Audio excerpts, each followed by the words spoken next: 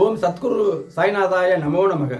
எனது முதன்மை பேராசான் ஆதித்ய குருஜி ஐயா அவர்களுக்கு குரு வணக்கம். உலகமெங்கு வசிக்கக்கூடிய தமிழ் உறவுகள் அனைவருக்கும் மதுரை ஜோதி சாய் செல்வத்தின் இனிய வணக்கங்கள். வாழ்க பல்லாண்டு. இன்னைக்கு நம்ம பார்க்க போகிற பதிவு செவ்வாய் அமைப்பை தான் நான் பார்க்குறேன். செவ்வாய் தோஷம்னு எடுத்துக்கிறேங்க. செவ்வாய் எல்லாருக்கும் தோஷம் செய்யாதுங்க. செவ்வாய் தோஷம் அரிதிலும் அரிதாக தான் வரும், எல்லாருக்கும் கிடையாது. அது ஒரே வார்த்தையில் செவ்வாய் தோஷம் இது. அதே மாதிரி பாவ ஜாதகம் அப்படிங்கிறாங்க. என்ன பாவ ஜாதகம்? எல்லாருமே அதாவது பூமியில் பிறப்படுத்த அனைவருமே பாவத்தையும் புண்ணியத்தையும் தான் சேர்ந்து அனுபவிக்க போகிறோம். அப்புறம் பாவ ஜாதகம் இப்படி என்னத்தையாவது ஒன்று சொல்லி வச்ச விஷயத்தில் என் ஜாதகம் பாவ ஜாதகமானு பாருங்கிறாங்க. எரிச்சலாக தான் வருது. அப்புறம் அவங்ககிட்ட நம்ம விஷயங்களை சொன்னவொடனே சரின்னு போகிறாங்க. ஏன்னா காலங்காலமாக தப்பாக சொன்ன விஷயத்த புதுசாக நம்ம மறுத்தோம்னா அது ஒரு கஷ்டம் தானே. ஒரு செடியை ஒரு களைங்கிறது ஆகாத செடி, சின்ன செடியாக இருக்கும்போது பிடுங்கிடலாம். அது மரமாக போயிடுச்சு வச்சுங்க, வளர்ந்து அதை எடுக்கிறதுக்கு சிரமம் தானே. அதே மாதிரி பைய அடிமையில் அடித்தால் அம்மியும் நகலுங்கிற மாதிரி அதை ஒவ்வொரு விஷயத்தையும் நான் சொல்லிக்கிட்டு இருக்கேன். காலசர்ப்ப தோஷம் இல்லை, 10 பொருத்தம் இல்லை, வாக்கிய பஞ்சாங்க தவறு, இந்த விஷயங்கள்லாம் சொல்லி விழிப்புணர்வு ஏற்படுத்திட்டு வர்றது உங்களுக்கெல்லாம் தெரியும். பொதுமக்களுக்கு, ஆர்வலர்கள், அதிகாரிகள் எல்லாருமே அறிவார்கள். என்னுடைய குருநாதரும் அறிவார் நான் சொல்கிற விஷயங்களில்.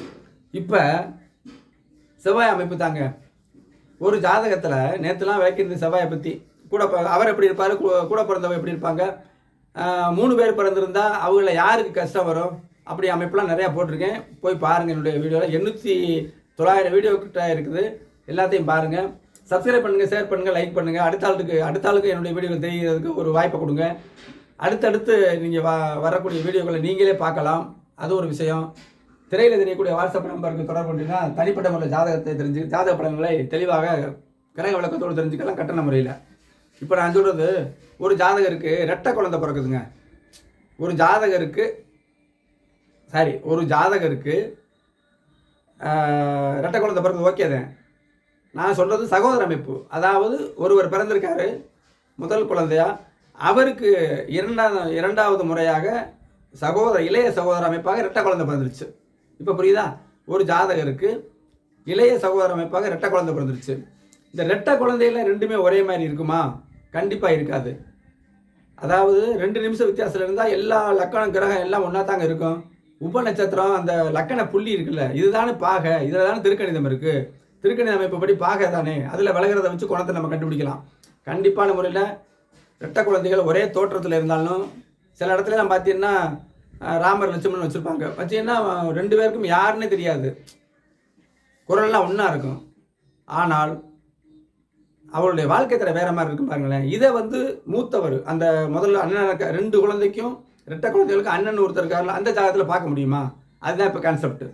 ஒரு ஜாதகத்தில் இளைய சகோதரம் ரெட்டை பிறவியில் இருந்தாங்கன்னா அந்த ரெட்டை பிறவியில் எப்படிப்பட்டவளாக இருப்பாங்கிறத இந்த முதல் ஜாதகத்தில் அறிய முடியுமா? முடியும். எப்படி பார்க்கணும்? முதல்ல ஜாதகருடைய குணநலனை பார்த்துடலாம். நல்ல கிரகங்கள் தொடர்புட நல்ல குணங்கள்.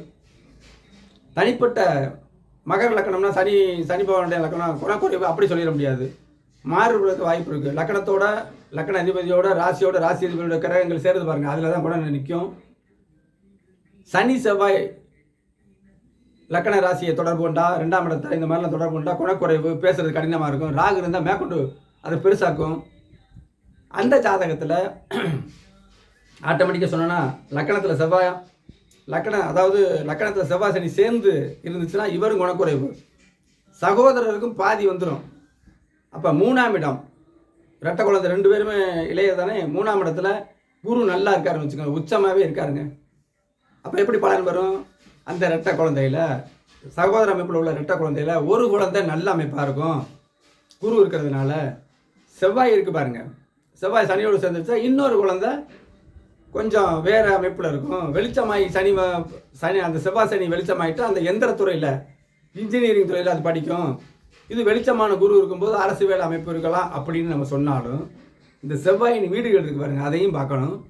எல்லாத்தையும் பார்த்து கண்டிப்பான முறையில்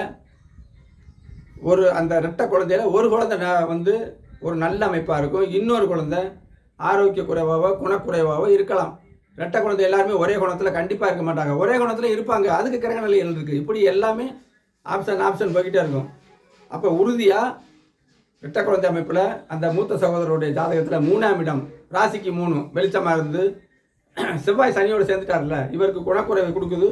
வெளிச்சம் பார்க்கும்பொழுது குறைக்குறைவு கட்டுக்குள்ளே இருக்கும்னு எடுத்துக்கிறணும். இந்த ஜாதகருக்கு சகோதரர்களுக்கு ஒரு அந்த ரெட்டை குழந்தையில் முதலோ ரெண்டாவதோ அதை அவங்க ஜாதகத்தில் பார்க்கணும். நல்ல அமைப்பில் இருக்கும். குரு இருக்கும்போது பிராப்தம் இருக்கும். எல்லாமே நல்லா நடக்கும். இந்த செவ்வாய் சனி சுபப்பார்வையில் இருக்கிறனால அவருக்குமே சகோதரருக்குமே ஒளிந்த நிலையில் பெரிய அளவில் இல்லாமல் இந்த செவ்வாய் சனியோட குணங்கள் இருக்குது. இல்லை அவரோட துறையில் இருப்பார். கண்டிப்பான முறையில் எல்லாத்தையுமே சொல்லலாம். ஜோதிடத்தில் திருமண அமைப்பு, வெளிநாட்டு அமைப்பு, வாழ்க்கை, இது திருமண தோஷங்கள், எதில் படிப்பார், அவருடைய வாழ்க்கை திறமை எப்படி இருக்கும், தொழில் செஞ்சார்னா எவ்வளோ சம்பாதிப்பார், வேலைக்கு போனார்னா தொடர்ச்சியாக வேலை இருக்குமா, அவங்க அப்பா ஆகணும் அம்மா ஆகணும், எல்லாத்தையுமே தெரிஞ்சு கொள்ளலாம். இந்த திரையில் தெரியக்கூடிய வாட்ஸ்அப் நம்பருக்கு தொடர்பு கொள்ளுங்கள். கட்டண முறையில் தெளிவாக பலன் சொல்கிறேன்.